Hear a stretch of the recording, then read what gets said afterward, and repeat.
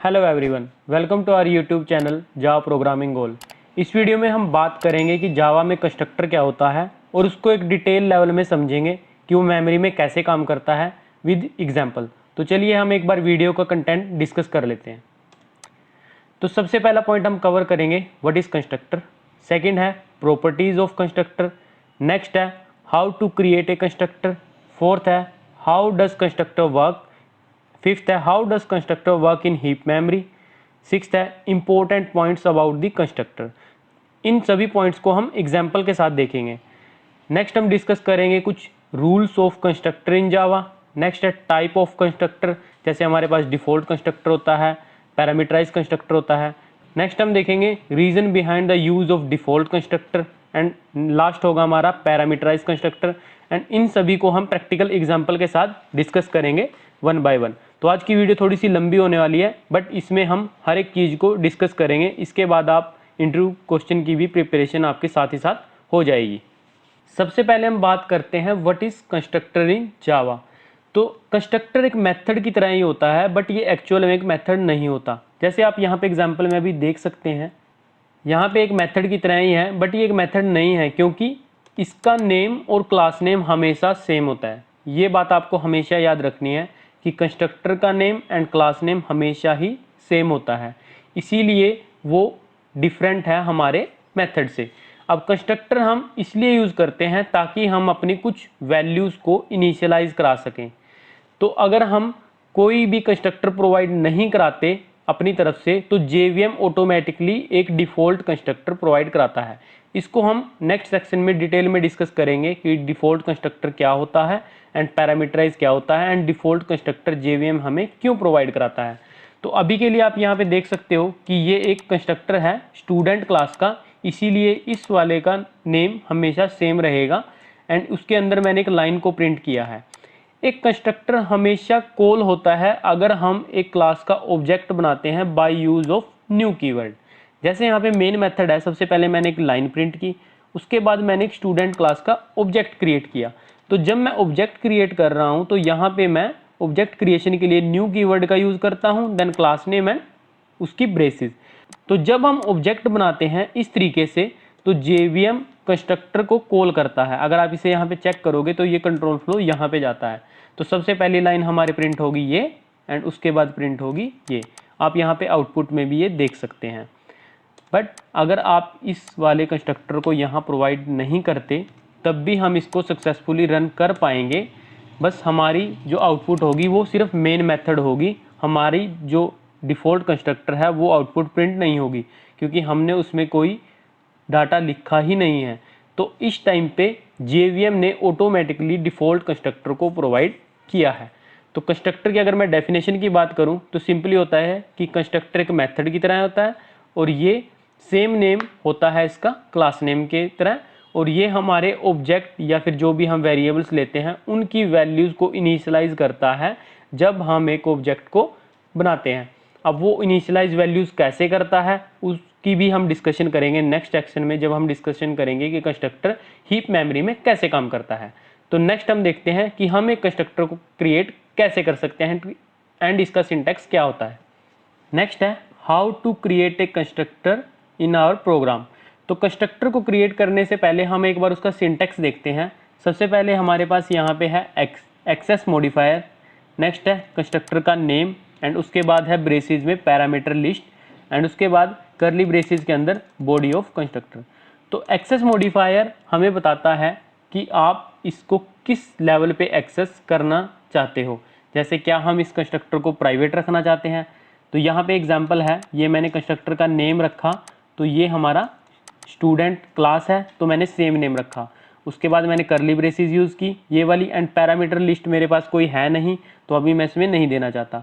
तो अगर मैं इसमें एक्सेस मॉडिफायर प्राइवेट देना चाहता हूँ तो मैं यहाँ पे लिख सकता हूँ प्राइवेट। तो अब ये कंस्ट्रक्टर सिर्फ इसी क्लास में एक्सेसिबल रहेगा। अगर मैं इसको यहाँ पे प्रोटेक्टेड बनाना चाहता हूँ कि मेरा ये कंस्ट्रक्टर इससे बाहर भी एक्सेसिबल हो सके तो मैं इसको प्रोटेक्टेड बना सकता हूँ। हम यहाँ पे पब्लिक कीवर्ड का भी यूज़ कर सकते हैं अगर हमें इस कंस्ट्रक्टर को एक्सेसिबल रखना है अपनी पूरी एप्लीकेशन में। तो अगर आप यहाँ पे कोई भी एक्सेस मॉडिफायर नहीं यूज़ करते तो JVM बाय डिफ़ॉल्ट इसे डिफ़ॉल्ट मान के चलता है। तो हम इसे कभी भी राइट नहीं करते, वरना ये हमें एरर देता है। तो अगर हम इसे नहीं प्रोवाइड करते तो ये इसका एक्सेस मॉडिफायर डिफ़ॉल्ट मान के पहले से ही चलता है। तो इसलिए यहाँ पे मैंने एक्सेस मॉडिफायर को स्पेसिफाई नहीं किया। तो एक्सेस मॉडिफायर इस टाइम मेरा बाय डिफ़ॉल्ट है डिफ़ॉल्ट। कंस्ट्रक्टर नेम मैंने क्लास नेम के अकॉर्डिंग रख दिया है एंड पैरामीटर लिस्ट इस टाइम मेरे पास कोई है नहीं, तो इसलिए मैंने इसको ब्लैंक छोड़ दिया है। अब हम इसका दूसरा एग्जाम्पल देख लेते हैं। अभी ये मेरे पास एग्जाम्पल है डिफ़ॉल्ट कंस्ट्रक्टर का। अगर मैं दूसरा पैरामीटराइज कंस्ट्रक्टर बनाना चाहता हूँ तो यहाँ पे मैं वैल्यूज़ भी दे सकता हूँ। तो यहाँ पे मैंने इसमें इंटीजर वैल्यू पास कराई है, और अगर मैं चाहता हूँ कि मेरा ये वैल्यू मेरे रोल नंबर में असाइन हो जाए तो यहाँ पे मैं इसको A असाइन करा सकता हूँ। और अब ये मेरा एक पैरामीटराइज कंस्ट्रक्टर है, क्योंकि यहाँ पे मैंने इसमें पैरामीटर डाले हैं। आप कितने भी नंबर ऑफ पैरामीटर यहाँ पे डाल सकते हैं, वो आपके यूज़ पे डिपेंड करेगा कि आप कितने पैरामीटर्स डालना चाहते हैं।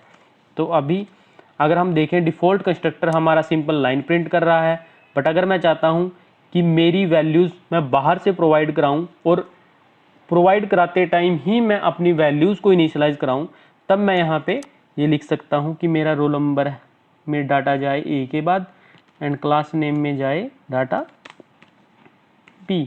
तो यहाँ पे मैं दिस कीवर्ड का यूज़ कर रहा हूँ। इसका यूज़ क्यों करते हैं वो मैं किसी और वीडियो में डिस्कस करूँगा। तो अभी के लिए यहाँ पे हम इसकी वैल्यू को इनिशियलाइज़ करा के देखते हैं कि ये वैल्यू कैसे चलती है। अभी मैंने डिफ़ॉल्ट कंस्ट्रक्टर का यूज़ करके एक ऑब्जेक्ट क्रिएट किया है। अभी हम एक पैरामीटराइज कंस्ट्रक्टर का यूज़ करके भी एक वैल्यू को इनिशियलाइज़ करके देखते हैं। तो यहाँ पे हम पैरामीटराइज कंस्ट्रक्टर का यूज़ करेंगे एंड रोल नंबर मैं देता हूँ 1 एंड क्लास नेम मैं देता हूँ MCA। तो अभी मेरे पास यहाँ पे 2 ऑब्जेक्ट क्रिएट होने चाहिए। तो हम इसकी सिंपली यहाँ पे एक वैल्यू भी प्रिंट करके देखते हैं, जिसमें हम लिखते हैं constructor and value of A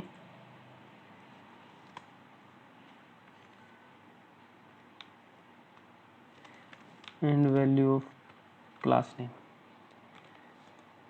तो अभी मैं इस प्रोग्राम को रन करता हूँ। तो सबसे पहले हमारे पास ये वाला जो ऑब्जेक्ट क्रिएट होगा ये डिफ़ॉल्ट कंस्ट्रक्टर को कॉल करेगा और ये वैल्यू को प्रिंट करेगा। देन हमारा जब ये वाला कंस्ट्रक्टर कॉल होगा ये होगा पैरामीटराइज कंस्ट्रक्टर से, क्योंकि हमने यहाँ पे वैल्यूज़ को खुद इनिशियलाइज़ किया है। तो जब ये यहाँ पे इस वाले कंस्ट्रक्टर पे जाएगा तो ये इस वाले को कॉल करेगा और उसमें जो वैल्यू हमने प्रोवाइड की वो असाइन कर देगा और उसके बाद वो वैल्यूज़ को वो प्रिंट कर रहा है। तो इस तरह से हम डिफ़ॉल्ट कंस्ट्रक्टर और पैरामीटराइज कंस्ट्रक्टर को क्रिएट कर सकते हैं। इसके हम नेक्स्ट सेक्शन में देखेंगे कि ये मेमोरी में कैसे वर्क करता है एंड इसके कुछ रूल्स होते हैं, कुछ प्रॉपर्टीज़ होती हैं।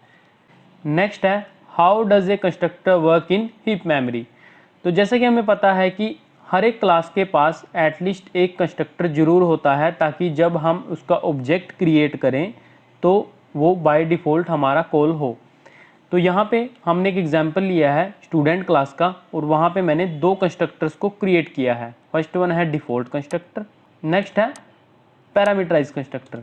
तो यहाँ पे मैं दोनों का यूज़ करके ऑब्जेक्ट्स को क्रिएट करूँगा एंड फिर हम देखेंगे कि वो मेमोरी में हमारे कैसे स्टोर होते हैं एंड उनकी वैल्यूज़ क्या स्टोर होती हैं। तो सबसे पहले हम देखते हैं यहाँ पे कि हमारा जो डिफ़ॉल्ट कंस्ट्रक्टर है उसमें कोई इनिशियलाइजेशन नहीं है, उसमें सिर्फ एक स्टेटमेंट को प्रिंट किया है। नेक्स्ट है पैरामीटराइज कंस्ट्रक्टर, जिसमें 2 पैरामीटर हमने यूज़ किए हैं एंड उनकी वैल्यू हमने असाइन की है अपने ग्लोबल वेरिएबल्स को, roll number and class name, and then उसके बाद हमने उन वैल्यूज़ को ही यहाँ पे प्रिंट किया है। तो यहाँ पे हमने फर्स्ट वाले ऑब्जेक्ट को क्रिएट किया डिफ़ॉल्ट कंस्ट्रक्टर से, नेक्स्ट वाले ऑब्जेक्ट को क्रिएट किया पैरामीटराइज कंस्ट्रक्टर से। तो एक बार हम प्रोग्राम को रन करके देखते हैं कि इसकी आउटपुट क्या आती है एंड ये फिर देखेंगे कि मेमोरी में स्टोर कैसे होता है।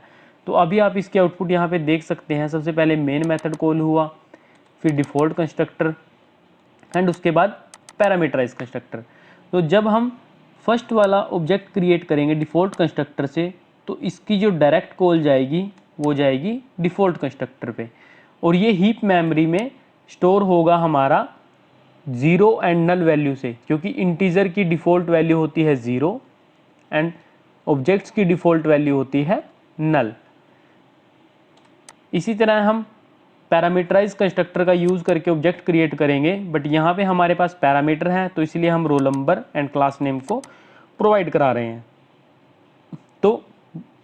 तो जब हम इसको कॉल करेंगे, ये कॉल करेगा पैरामीटराइज कंस्ट्रक्टर को, और जो इनकी वैल्यूज़ होगी वो ग्लोबल वेरिएबल्स में असाइन कर देगा एंड उसके बाद हमने उनको प्रिंट किया तो वो यहाँ पे प्रिंट हो गई।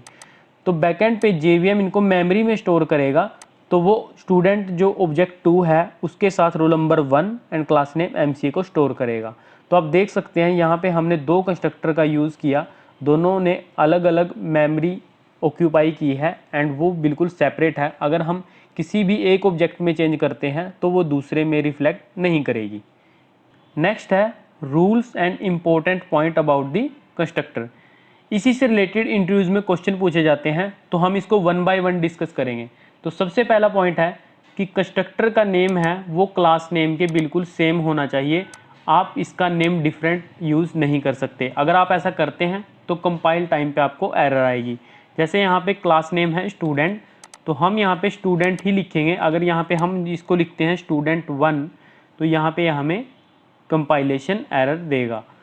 नेक्स्ट है एक क्लास के पास कितने भी नंबर ऑफ कंस्ट्रक्टर हो सकते हैं। जैसे यहाँ पे डिफ़ॉल्ट कंस्ट्रक्टर है, पैरामीटराइज कंस्ट्रक्टर है, तो हम यहाँ पे एक और पैरामीटराइज कंस्ट्रक्टर क्रिएट कर सकते हैं। जैसे कि अभी यहाँ पे मैं एक और पैरामीटर डाल देता हूँ, इंट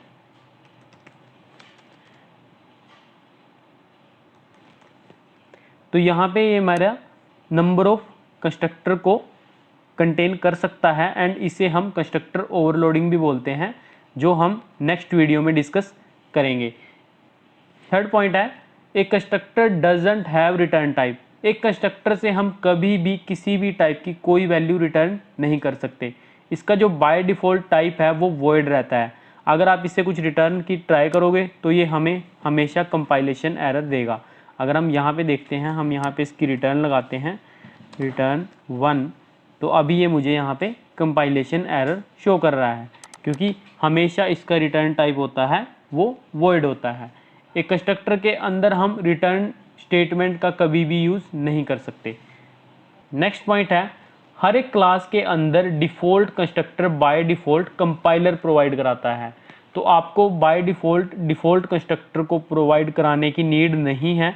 अगर आपको कुछ इनिशियलाइजेशन करानी है या कुछ अपनी प्रिंट स्टेटमेंट्स लिखनी है तब आप डिफ़ॉल्ट कंस्ट्रक्टर को लिखोगे, वरना JVM हमें इसे ऑटोमेटिकली प्रोवाइड कराता है।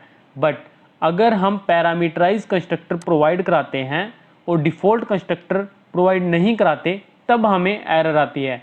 जैसे कि यहाँ पे हमने पैरामीटराइज कंस्ट्रक्टर को प्रोवाइड किया है बट हमने डिफ़ॉल्ट कंस्ट्रक्टर प्रोवाइड नहीं किया, तो अब JVM बाय डिफ़ॉल्ट कंस्ट्रक्टर को प्रोवाइड नहीं करेगा, क्योंकि अब ये एक प्रोग्रामर की रिस्पॉन्सिबिलिटी है कि उसने पैरामीटराइज कंस्ट्रक्टर को प्रोवाइड किया है तो वो डिफ़ॉल्ट को भी प्रोवाइड कराए, वरना वो हमें यहाँ पे कंपाइलेशन एरर देगा, जैसे अभी आप यहाँ पे देख सकते हो।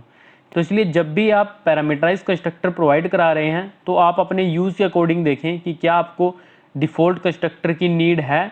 अगर है तो आप उसे प्रोवाइड कराएं, अगर आपको नीड नहीं है तो आप डायरेक्ट पैरामीटराइज कंस्ट्रक्टर से ऑब्जेक्ट को क्रिएट कर सकते हो। जैसे अभी मैंने यहाँ पे डिफ़ॉल्ट कंस्ट्रक्टर वाली लाइन को कमेंट कर दिया, तो अभी ये प्रोग्राम सक्सेसफुली हमारे पास रन करेगा। हम एक कंस्ट्रक्टर के साथ कभी भी एब्स्ट्रैक्ट कीवर्ड या फिर फाइनल कीवर्ड या स्टैटिक कीवर्ड नहीं यूज़ कर सकते, वो हमें कंपाइलेशन एरर देगा। जैसे अभी मैंने एब्स्ट्रैक्ट को यूज़ किया है, ये एरर दे रहा है। अभी हम स्टैटिक को यूज़ करेंगे, ये भी सेम एरर देगा। अगर हम यहाँ पे फाइनल को यूज़ करेंगे तब भी ये एरर देगा। ये कीवर्ड्स हम यूज़ क्यों नहीं करते, ये हम इसके लिए एक सेपरेट वीडियो क्रिएट करेंगे एंड देन उनमें डिस्कस करेंगे कि हम इनको यूज़ क्यों नहीं कर पाते। अब नेक्स्ट टॉपिक हम डिस्कस करेंगे what are the types of constructor in Java. Next है what are the types of constructor in Java. तो जावा में कंस्ट्रक्टर के दो टाइप्स होते हैं, डिफ़ॉल्ट कंस्ट्रक्टर और पैरामीटराइज कंस्ट्रक्टर। तो सबसे पहले हम डिस्कस करते हैं डिफ़ॉल्ट कंस्ट्रक्टर को। डिफ़ॉल्ट कंस्ट्रक्टर वो कंस्ट्रक्टर होता है जिसमें कोई भी पैरामीटर या आर्गुमेंट्स हम पास नहीं करते and default constructor by default JVM हमें प्रोवाइड कराता है।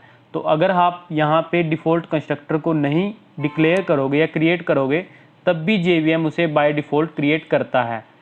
बट यहाँ पे कंडीशन होती है कि अगर आपने पैरामीटराइज कंस्ट्रक्टर को खुद प्रोवाइड किया है या लिखा है तब JVM डिफ़ॉल्ट कंस्ट्रक्टर को हमें प्रोवाइड नहीं कराता। देन वो एक प्रोग्रामर की रिस्पॉन्सिबिलिटी है कि वो डिफ़ॉल्ट कंस्ट्रक्टर को भी खुद ही लिखे। इसलिए अगर आपने कोई भी कंस्ट्रक्टर क्लास में नहीं लिखा है तो आप ये मान के चलें कि आपके पास बाय डिफ़ॉल्ट कंस्ट्रक्टर प्रेजेंट होगा। तो जैसे अभी हम यहाँ पे ट्राई कर लेते हैं, हम इसको इरेज करते हैं एंड यहाँ पे इस वाले डिफ़ॉल्ट कंस्ट्रक्टर को भी मैं हटा देता हूँ। तो अभी भी अगर मैं इस प्रोग्राम को रन करूँगा तो मेरे पास ये प्रोग्राम सक्सेसफुली रन होगा क्योंकि JVM ने डिफ़ॉल्ट कंस्ट्रक्टर को प्रोवाइड किया है।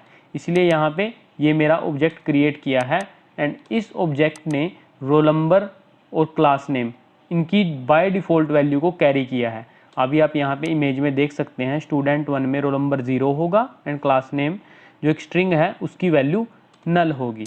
तो इसी तरह हम डिफ़ॉल्ट कंस्ट्रक्टर को खुद भी क्रिएट कर सकते हैं। तो जब हम उसको खुद क्रिएट करेंगे तब भी उसकी कॉल यहीं पे जाएगी और अब की बार वो हमारे आउटपुट प्रिंट करेगा मेन मेथड एंड उसके बाद वो प्रिंट करेगा डिफ़ॉल्ट कंस्ट्रक्टर एंड जो डिफ़ॉल्ट वैल्यूज़ होगी वो हमेशा वैसी ही रहेगी क्योंकि हमने इसमें कोई भी इनिशियलाइजेशन नहीं कराई है। नेक्स्ट है पैरामीटराइज कंस्ट्रक्टर। पैरामीटराइज कंस्ट्रक्टर हम उन कंस्ट्रक्टर को कहते हैं जिनमें हम अपने पैरामीटर को देते हैं एंड अपनी वैल्यूज़ को इनिशियलाइज कराते हैं। जैसे यहाँ पे मैंने फर्स्ट एक कंस्ट्रक्टर क्रिएट किया है जिसमें 2 पैरामीटर हैं, नेक्स्ट में मैंने 3 पैरामीटर का यूज़ किया। तो जैसे कि हमारा कंस्ट्रक्टर का नेम हमेशा सेम होता है एंड पैरामीटर्स को डिफरेंट हम यूज़ कर रहे हैं तो इसे हम कंस्ट्रक्टर ओवरलोडिंग भी बोलते हैं, जिसको हम नेक्स्ट वीडियो में डिस्कस करेंगे। तो जैसा कि हम यहाँ पे देख सकते हैं कि हमारे पास जो यहाँ पे वेरिएबल्स लिए हैं हम उनमें वैल्यूज़ पास कराएंगे यहाँ पे एंड वो वैल्यूज़ हमारी स्टोर होंगी इन ग्लोबल वेरिएबल्स में एंड उसके बाद हम देखते हैं कि वो प्रिंट कैसे हो रही हैं। तो यहाँ पे मैंने फर्स्ट पैरामीटराइज कंस्ट्रक्टर का यूज़ किया है एंड उसमें कुछ वैल्यूज़ प्रोवाइड की हैं एंड वो यहाँ पे हमारे पास सक्सेसफुली प्रिंट हो रही हैं। आप इसकी मेमोरी रिप्रेजेंटेशन भी देख सकते हो। अब इसके पास रोल नंबर 1 है एंड क्लास नेम इसका MCA है एंड जो फर्स्ट वाला डिफ़ॉल्ट कंस्ट्रक्टर वाला है उसकी वैल्यूज़ अभी भी 0 एंड नल है। नेक्स्ट है the reason behind the use of default constructor.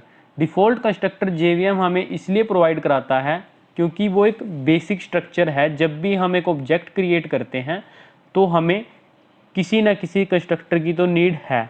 तो JVM हमें बाय डिफ़ॉल्ट एक डिफ़ॉल्ट कंस्ट्रक्टर प्रोवाइड करा देता है और जो हमारी वैल्यूज़ हैं उनको वो डिफ़ॉल्ट वैल्यूज़ दे देता है। जैसे यहाँ पे हमारी वैल्यूज़ थी role number and class name, तो यहाँ पे रोल नंबर इंट टाइप का है तो इससे वैल्यू डिफ़ॉल्ट मिल गई है 0, स्ट्रिंग को मिल गई है नल।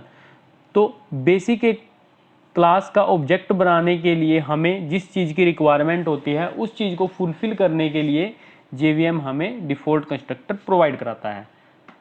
आप ये आर्टिकल हमारी वेबसाइट से भी रीड कर सकते हैं जहाँ पे हमने डिफरेंट सेक्शन क्रिएट किए हैं। आप यहाँ पे देख सकते हो, यहाँ पे 13 सेक्शन हैं जहाँ पे हर एक टॉपिक को हमने अच्छे से डिस्क्राइब किया है विद एग्जांपल एंड सिंटेक्स। तो अगर आपको वीडियो अच्छी लगी हो प्लीज़ लाइक करना, शेयर करना, कमेंट करना एंड चैनल को सब्सक्राइब करना। Thank you.